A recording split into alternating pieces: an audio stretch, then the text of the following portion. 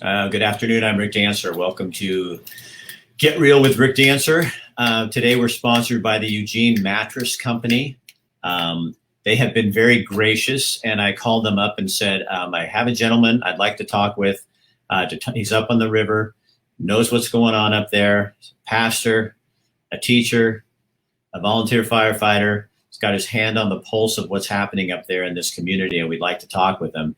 And the Eugene Mattress Company said, we will give a discount to anybody who's had to evacuate. And if they're looking for a bed, we will work with them. All they have to do is bring ID so we know they're in the affected area, and we'll do that for them. So we want to thank our sponsors. We can't do our shows unless we have sponsors, and the Eugene Mattress Company is sponsoring today's show. So there are some problems, lots of things going on in the community. Some good things happening, but there's also some frustrations. And so I'm going to this is Brent Colley. Did I say it right? Yep. Okay. Brent Colley. Okay. And Brent had written something on Facebook today. People had passed it on to me, and I thought, I want to talk to you because internet in rural Oregon is a disaster anyway, all the time. It's a problem. But right now, you guys have a real issue for folks up in the Mckenzie Valley. If they need internet, and there's no 911 unless you have internet. Why don't you tell people what your concern is, Brett? Well, yeah, during the holiday farm fire here, basically all forms of communication in this valley were taken down. That goes from our cellular service, and most of us who live up, especially on the far east side of the valley, we go through Verizon. The Verizon tower went down, which also had our EMS, emergency services, radio tower connected to that as well. So we lost all communications that night. We lost CenturyLink, which had mainly been the monopoly up here as our internet provider. And just recently, a lot of us were able to switch to Spectrum. And that was especially useful during because of the pandemic, with how much we were now having to switch to online, especially in a live format. So we basically lost all internet service providers that most people had relied on up here, and we're going into the fourth week since the fire has started, and so far internet service has kind of come and gone, with this tower being here, or this Wi-Fi, they would call it a Wi-Fi cow, being there, and basically they will be here for a while and then they'll disappear. And my posting was about how basically the Wi-Fi spot we had was scheduled to go away this Monday. I don't know if that's still true or if they have worked that out. And then that the Verizon tower that had been up, that had been one of our most reliable connection spots so far, that was going to be going away because the fire camp was going to be shutting down, and that was part of the fire camp. So today, a couple smaller towers have arrived in the valley of Verizon, and a T-Mobile tower, but they aren't at all comparable to what we might lose. So the problem is anybody up there who needs internet use, school starts on Monday. Kids are going to be needing to get online and do that. I was talking to Seneca this afternoon. They gave $5,000 for hotspots or computers or something, for anything that can get them up. But that's not going to do much good if we don't have an internet in the upper part of the valley to keep them going. And then you said this new Verizon is not as good as the one you had, and even the one you had was not that great. Well, yeah, it was good if you were close enough. It seemed to have the best range. Hold on here, I need to turn down my radio. So Brett is not a school teacher and the pastor at the church there at Mckinsey Bridge, but he's also a volunteer firefighter who's been in and out of this whole thing from the beginning. Go ahead. Yeah. So our biggest concern right now is the lack of people being able to call 911, because our population is is growing as things are opening up. Blue River opened up, and every day it seems like more people are returning to up where we are, and they can only call out from certain spots, and that's the primary concern. And then the secondary concern is education. Because of the virus, we our school year is already starting online, and it sounds the way things are going right now, they've already pushed out in person even further down. And so education and access to education for our local students is another big concern. And but then there's also just the local economy. When I talk to people who are still displaced, they kind of hope that what we have going for us up here is that things are kind of normal for us, and that they have that to kind of rely on as they rebuild. But we don't really have a functioning economy up here either, because of the lack of internet. So the local shops have not been able to be open. Our local gas station has not been able to give people gas. So our closest gas is in Sweet Home or Sisters, And that's we're not able to go. So Brent, explain to people, because that gas, the gas at Dakota's or near Dakota's right there at that gas station at Rainbow, it operates on internet. Well, yeah, the transactions operate on internet, but there seems to be something going on that's on sort of the server between Chevron, who owns the gas station, that the power being off has made something, and it made that not communicate. And they keep on telling us it's going to be today or tomorrow, but we've been kind of hearing that a little bit for a while now, saying that gas is going to come on, but it keeps on being. And there are people that are working very hard on all of these things. And I want to make that very clear, that there are people working on this. I think that we more need companies, especially, to kind of soften up a little bit on things to make this happen a little bit faster for us, because it is kind of an emergency. What do you mean, company? Who are you? Be a little more specific so I understand what you're talking about. I think right now our options for internet are pretty small. So we basically could go through satellite internet companies. But don't up here, that seems just on caps and stuff like that, and that's what you mean to lift those. So HughesNet and some of those companies need to understand what's going on out there, because satellite is not the best resource sometimes, because so many people want to use it. Right. I was on it. I know. it's like not having any service at all. So that's, you're saying we're in an emergency. We need you to work with us on this. Right. And even there's some things like insurance adjusters, not even though that the road has opened from the east, there are insurance adjusters that still aren't willing to come down here to get certain things going. And so there's things that are just on hold.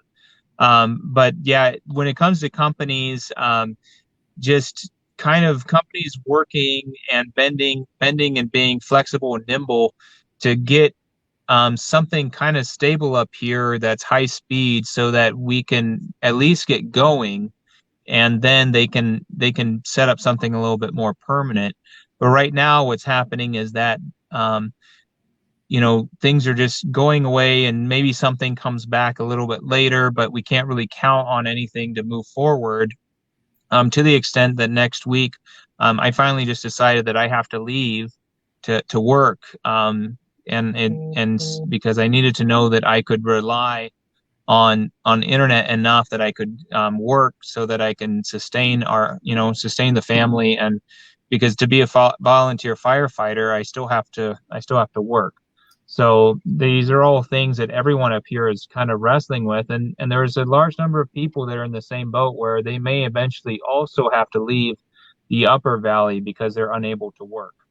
So Brent, tell people where you are. In order for us to do this live remote, you had to go where? You're like right next to the tower at Tokati.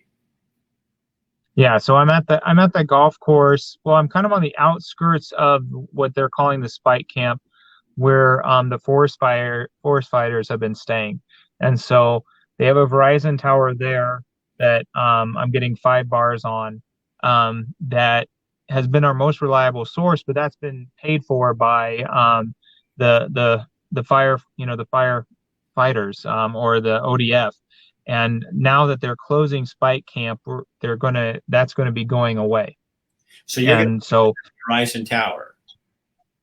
what was that? Is that a Verizon tower? Yeah, it's a Verizon tower. That's going away, and are they going to replace that? I know that there are people that are really working hard on getting it replaced. We had a small one put up at at Mckenzie Bridge. Patience Winningham, who is our emergency response coordinator for Lane County, has been doing an outstanding job for advocating for us and fighting for us to get these things. I've heard that we could have 6 to 8 Verizon small towers up here, and that's hopeful. But it's one of these things where I think some of us are even beginning to lose trust that what we're going to get what's been described to us, because we've had instances where we've been told that something's coming in that's going to be way better of a resource than what we actually end up getting. And so we'll be told that we're going to get an internet source that school could even start on, and then it comes and we can't really have more than 20 people on it at once doing basic internet functions. So for them just to hear that we really need high-speed internet, that's what we need out here. And don't you think, I think sometimes people in the city don't understand, when you live in the country, we have sewers, we have water, usually wells, but we have different systems. But when it comes to internet, that is not an option anymore. What with COVID in schools, being it from home, with communications, with 911, people communicating with the rest of the world, that's just as important as having a sewer and water system anymore. Yeah, especially since it's 2020, I think folks need to kind of come around to the idea that this is not a luxury item that people are requesting. In terms of 911, currently with what we're dealing with, it's a life-sustaining service. And then when it comes to our students, it's equity and having access to their right of education. So these are, us for saying that we have these needs is about the same as electricity. And Lane Electric rushed real hard to get us our electricity back, and that was great. And it was they were way ahead of, I think, our schedule of when they would get that done. But when it comes to the internet, there does seem to be this kind of attitude of, well, be patient, we'll get to it when it's best. But it's been 3 weeks without it, and the telltale signs are already starting to be there. So that's the bigger concern. Somebody on here is asking, what about residents moving home if they need to call 911? Will Firecom be able to communicate with the fire department? So if they were able to get a hold of 911, yes, Firecom would be able to contact us. But that's the thing. So it seems like from Bear Creek down on the road, on the highway, there is cell phone access. And then coming up, that tower has been destroyed. We do have radio contact, and we're testing it every day, sometimes twice, 3 times a day, to make sure that we have comms with dispatch. But yeah, that is the big thing. And so for folks that are moving further downriver, like to Blue River and so on, that's an even bigger concern, because there are a lot of people who are trying to move back downriver, and they're in pretty dangerous conditions, especially as they work on their homes. We've been having trees coming down right and left. As people are working with machinery and equipment like chainsaws, injuries happen. How will they get a hold of us? How will we know? So we've been, with our medical team, we've had volunteers coming up to staff our medical team, and we've had firefighters coming up to staff our fire department. But our medical team has kind of been driving around doing tours over and over again. And the idea is that someone's going to come out and kind of flag them down. But they can only drive around so many times. Other than that, we're kind of hoping that the person comes to where the medical team is, or they somehow get a hold of us. So that's kind of the reality of what we're actually facing up here. What is your biggest fear, Brett, for your community? My biggest fear is sort of as as this plays out and folks return, is that they're going to be facing insurmountable challenges, and kind of reflecting on what happened to us during the lockdown period. I'm afraid that we're going to have a huge increase in need for our department, but we won't have very good access to our patients, and all of that stuff. We, as a volunteer fire department, we're not as fast to respond as a fire department that would be in town, where they live at the station. We work, and we live in different places, and so if my radio goes off in the middle of the night, I have to get up, get dressed, get in my car, go down to the station. If I have to change into different protective gear, I have to change, get into the rig, go on our way. And so we already have kind of a delayed response. So if it's a life-threatening situation, this communication breakdown could mean the difference between life and death for someone that we're trying to respond to as an agency. Because we were talking earlier, and you have people coming home, and they're going to be frustrated. They're going to be sad.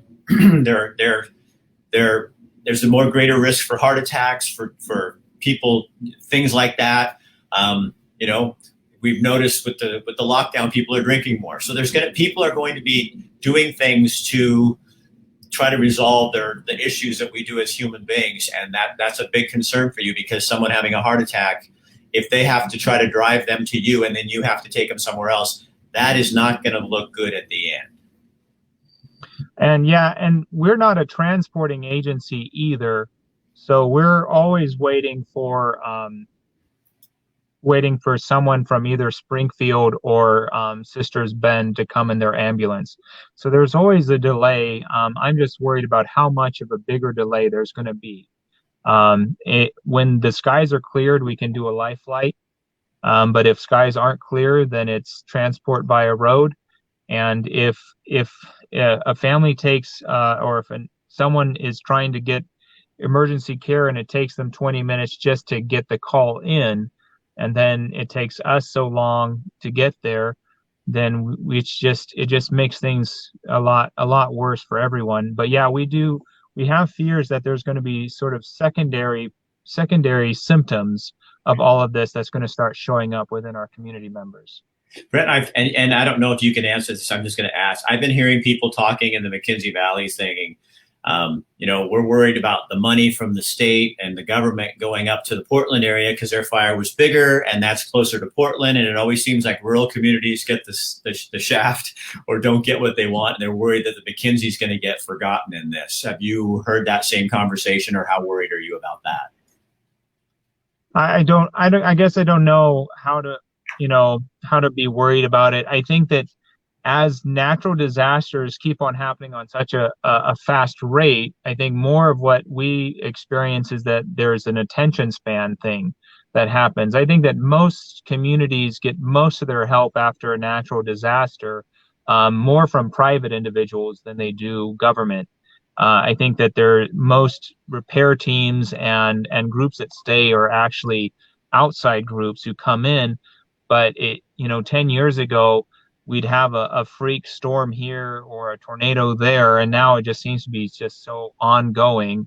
We still hadn't really recovered from the snowstorm from 2 winters ago, and that was one of the things that contributed to our fuel source up here for the fire, was that there was still so much damage from that winter storm, and that we still hadn't really recovered, and we had all this dry fuel kind of laying on the ground.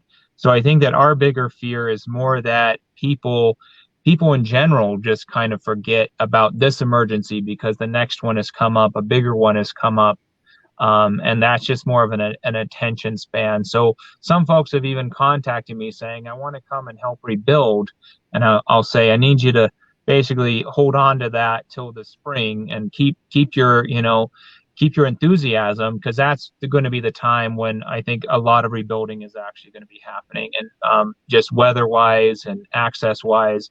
So don't forget about us, and we'll contact you back in the spring so that we can bust out a bunch of stuff when it's the appropriate time. Would you really do that? I'll do a show for you. I'll just do it for you. When you guys are ready to do that, I would love to do that for you, to get people, to remind them that it didn't go away. There's going to be people suffering for this for a long, long time. You're going to be at a meeting with the chief, with Senator Merkley and Senator Wyden. What if you had the chance? What is it that you would say to them in terms of, as a representative of your community, and you're kind of all over the place, being a pastor, a teacher, and a volunteer firefighter. Your first hands, you're like boots on the ground. What would you tell those two gentlemen about FEMA money and what you guys need as a Mckenzie Valley? Well, I'd probably advocate more for the folks who have been evacuated, especially the folks who are still in the Springfield, Thurston area, Eugene, the ones that have really lost everything, because we have an opportunity to do the right thing now, to get a group of people that can get back on their feet, the right tools and access to actually do that. And if they kind of let these folks slip through the cracks and aren't there for them and on an ongoing basis, especially for at least a year, then we're sort of compounding issues in Oregon that we already have. And so they have an opportunity to get ahead of the ball and do the right thing now for these folks, to make sure that they can get back on their feet, that they can start sustaining themselves in a year, especially if that's rebuilding up here, or if that's moving on and finding jobs and places to stay somewhere else, whatever that might be. They're going to need a lot of help for a year or more. But they are a group of people that could be helped enough to get back to a place where they're able to contribute to the state. If they're just kind of forgotten and not pursued and taken care of, then issues we were already facing in Oregon are just going to get perpetually worse. We didn't even know that there were other areas that were affected by this fire up until I didn't know about the other fires until the Saturday after our fire. Wow. I think that was the first time that I was able to watch the news. I thought it was just us. And I had been dealing with a great deal of guilt because we weren't, as firefighters, able to stop this monstrous fire. But then to see that there were numerous fires that had started that same night, that kind of went on the same path. So I don't even I can't even comprehend how many evacuated people there are in Oregon overall. I just know my little circles of influence amongst the evacuees that I know, which include fellow firefighters who were on this side of everything and lost their places, their homes, and lost everything. So those are the folks I would probably advocate for the most. So let me ask you, Brent, you said you brought something up there that I want to kind of dig at just a little bit, is that you felt bad because you couldn't stop the raging fire. Yeah, that night, we honestly, it was our best response time because we were already at the station from other calls of wind bringing stuff down. I was there turning the generator on at the station because the power went off, and here came in the call for the brush fire, and me and one other firefighter were able to get in one of the engines and just go. And our group from Blue River was also ready to just go. And we were all on the road, probably the fastest we've ever been for a fire. And we got down there, and ODF already had at least 3 engines there already. And when we got there, we asked what we should do. And the person in charge said that we should come back with the water tanker. And so I told my fellow firefighter to bring the tanker because he's the one who can drive that safely. And so he brought the tanker, and I came back with an SUV to start helping with evacuations. And that's kind of what I did for the rest of the night, was help evacuate folks who didn't have cars. And I eventually got stuck in Blue River overnight because I couldn't go east or west, and I was there with a group of evacuees down at the community track. And then Tuesday afternoon, I finally was able to get back up here because ODOT had cleared that stretch. I know you're trained, Brent, and you guys spend a lot of time that you're, as volunteers, you guys train to do stuff like that. But like, were you scared? Yeah, the last person I evacuated to Blue River, I almost died, I think 3 or 4 times on the drive there. And I got there and had to tell everyone I'm not coming back. I'm not going back that way, and that I'm going to stay down here. So, What and there was a point where I had to. What do you mean you almost died? There was stuff kind of coming down. There's a video. In fact, I've seen it on the news a few times. We're using it in the background where one of the last guys I got out of the Holiday Farm mobile park, I was driving him to Blue River, and he was recording the drive in the back, and you can hear the explosions of trees coming down, rocks hitting us. It was just it seemed like everything was kind of falling, kind of like in the movies, behind us and to the side of us. Everything was just kind of coming in as we kind of went down to Blue River. The fire was basically traveling the same speed as our rigs a lot of the time. It was going 40 to 50 miles an hour. Wow. So, what was the first thing? How many kids do you have? Well, I have three adopted daughters. The older two are off. Our eldest got married this summer and is at Bushnell University, and our middle daughter's in Portland. She's going to PCC and is a live-in nanny. And then our youngest is 12, and she's home today, but she's been going into Bend, and she's someone else that we're going to have to figure out internet for her to do school. So next week. When you went home, what was the first thing you did? Well, yeah, I hugged my wife and my daughter pretty good. In fact, the first time I was able to get a hold of my crew, I did the very professional, check-in and assessment thing, and then I finally said, I need to know how my wife and kid are, and they of course told me. So, what have you learned about people in the Mckenzie Valley? Well, I've learned this is not our first emergency. We've been through 2 wildfires that I've been up here. We had the Horse Creek fire, and Mckenzie Bridge had to get evacuated during that. We've had the Terwilliger fire. Then we had the snowpocalypse 2 winters ago.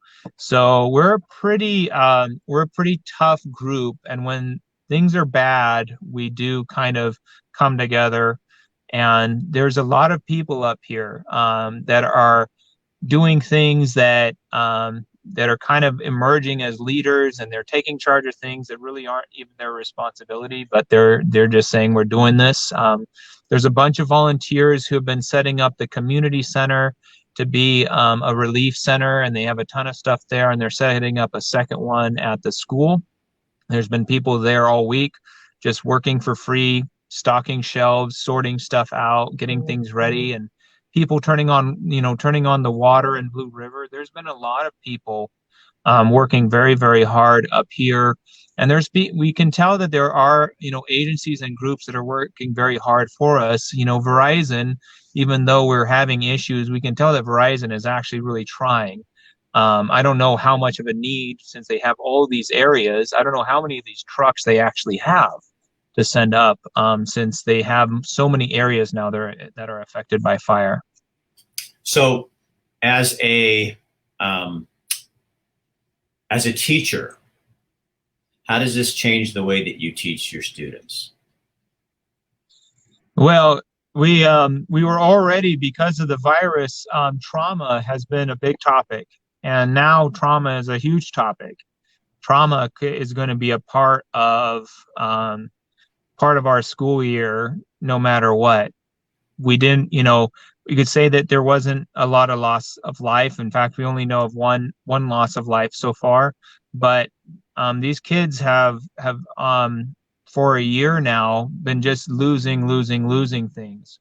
And so I know that my first week, I basically based all of my lessons off of, and these are in different classes where sometimes it was easy and sometimes it was hard to work them in, but I've been finding lessons on dealing with trauma.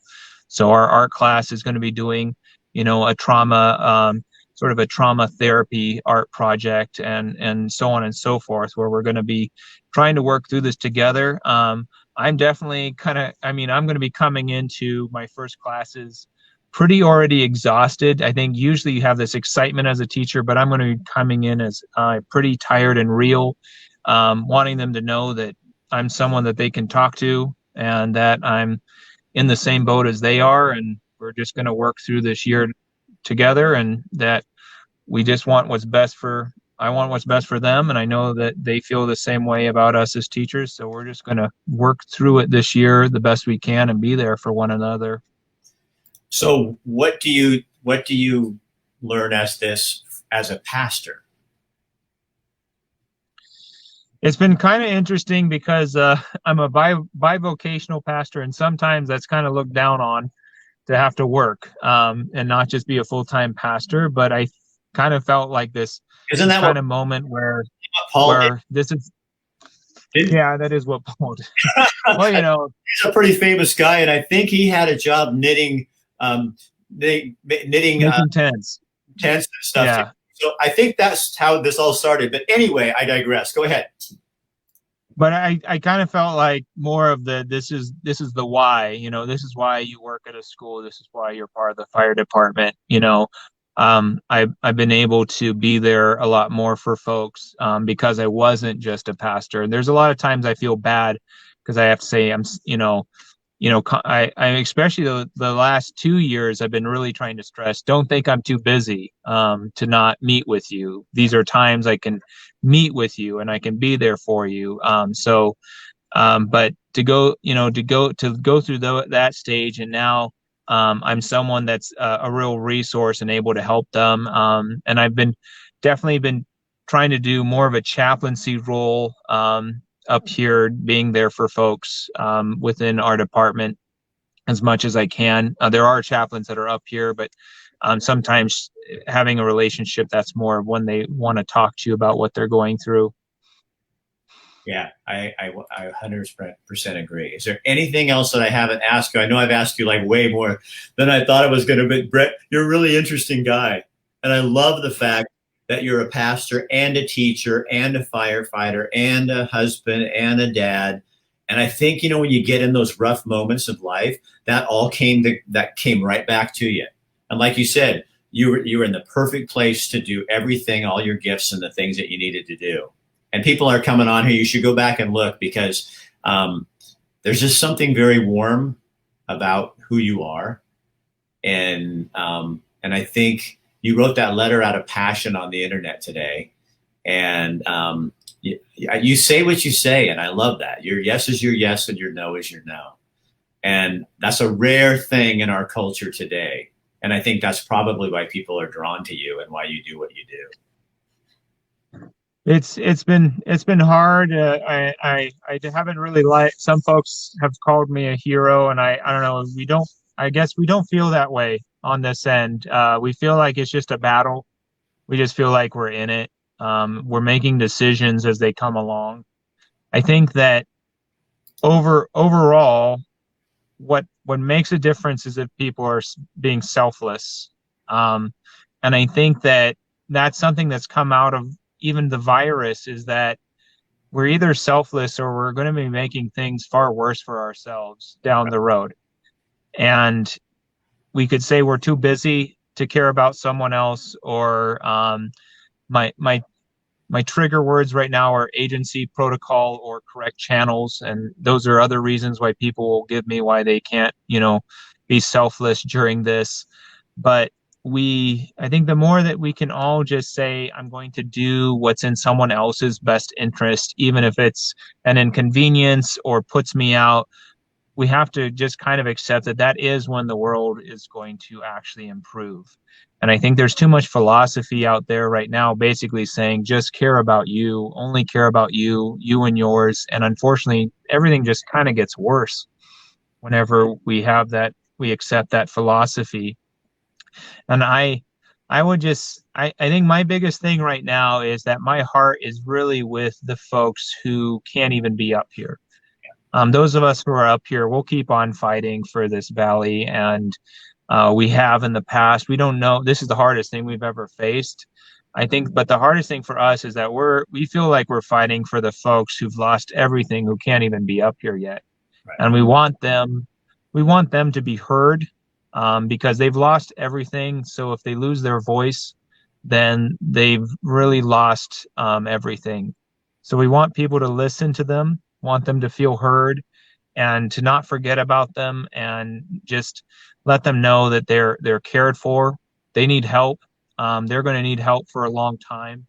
They're going to need people who just are there for them, to call on when they get denial letters or good news changes to bad news, all of that kind of stuff. So all of us who are up here fighting are really, I think, thinking about the groups that were less fortunate than us, that we've come to know and really appreciate. This last week, I got a notification from my calendar telling me this is the time you start talking to these gals about doing the trick or treat in the Blue River Park, and it just hurt because they had lost their homes, and Blue River Park was not, is not a place where we can do that. But are we, what are we gonna do, and how are we gonna move forward? But just to think about them, and remember that they had have so much value in this community. We've lost some real community leaders, as well, that are kind of down there, and some of them I'm glad they're down there because they are tough and they're going to fight for those people down in Eugene and in Sisters and wherever they've been scattered to. So those are the folks that we kind of live for right now. Last thing I'll ask you.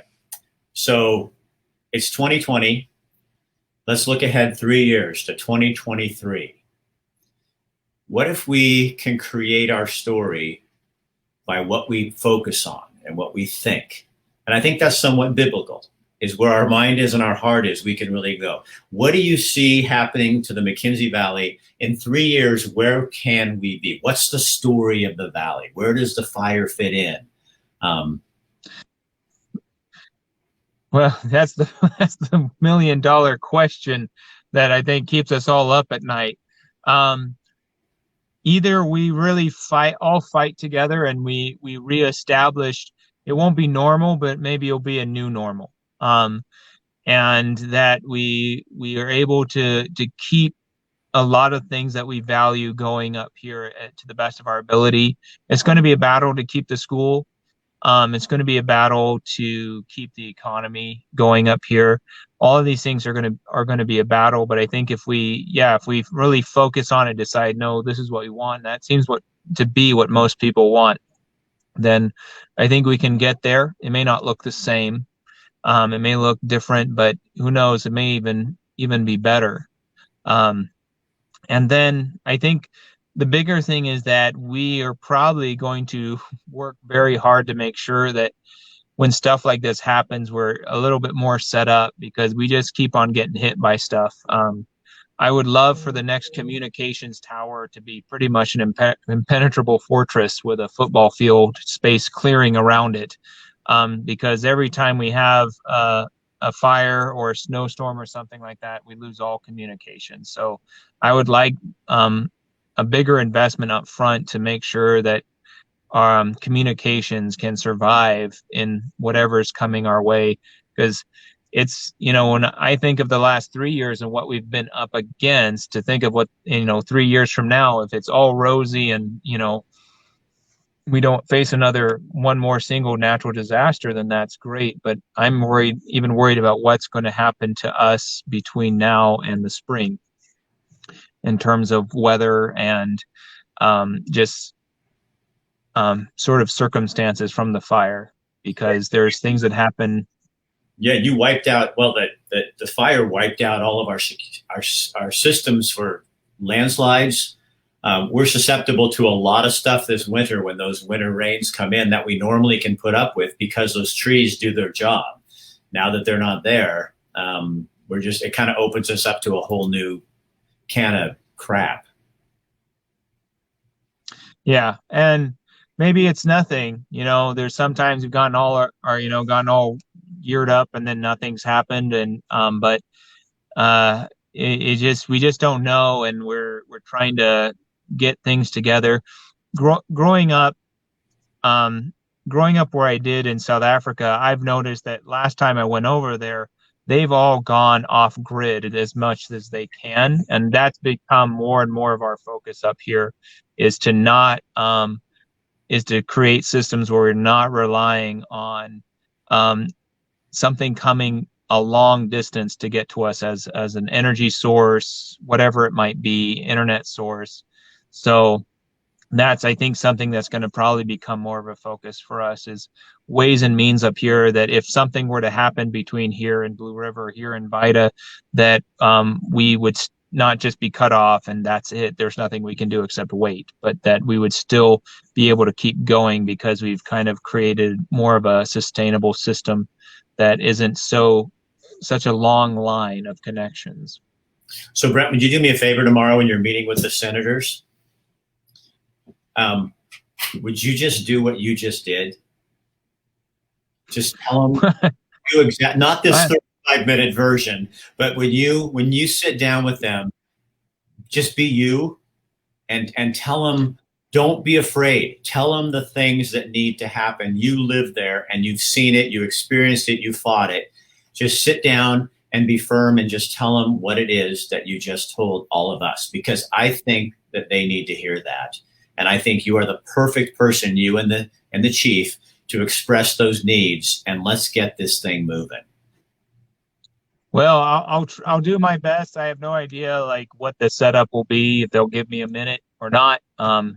They definitely want my chief there, and chief asked me to be there, so she may give me a minute. I don't know. I'll do the best I can. If anything, I'm a pretty good mingler afterwards, so if I have to go one by one.